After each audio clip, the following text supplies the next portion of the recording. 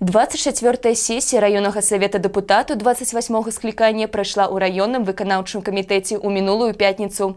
Галоўнае пытанне, якое было на ёй разгледжана, датычылася эфектыўнасці мер, якія прымаюцца органамі мясцовага кіравання па садзейнічанні занятасці насельніцтва, развіцця і падтрымкі малога і сярэдняга прадпрымальніцтва.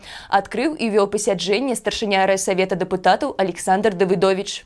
Звяртаючыся да прысутных, Александр Викторович адзначыў, што ў параўнанні з пачаткам года колькасць насельніцтва, занятага ў эканоміцы краіны, зменшылася. Разам з тым, заработная плата па раёне на дадзены момант адна з самых высокіх у вобласці, і неабходна зацікаўліваць людзей у працы на малой радзіме і пазбягаць уцечкі кадраў. З інфармацыяй па галоўным пытанні сесіі выступіў намеснік старшыні райвыканкама Сергей Незавец. Ён адзначыў, што на 1 верасня колькасць суб'ектаў малога і сярэдняга прадпрымальніцтва ў раёне склала 571, індывідуальных прадпрымальнікаў 379. За 9 месяцаў бягучага года на зноў створанае працоўнае месца уладкавалася 60 чалавек. У мэтах развіцця малога прадпрымальніцтва аказваецца фінансавая падтрымка, выдаюцца субсідыі беспрацоўным. Існуюць і іншыя меры па развіццю прадпрымальніцтва і занятасці насельніцтва. Напрыклад, продаж і здачу ў арэнду аб'ектаў дзяржаўнай уласнасці, якая не выкарыстоўваецца для стварэння новага бізнесу і працоўных месцаў. З дапаўненнем па гэтым пытанні выступіла начальнік управлення па працы, занятасці і сацыяльнай абароне райвыканкама Ганна Гіцалева.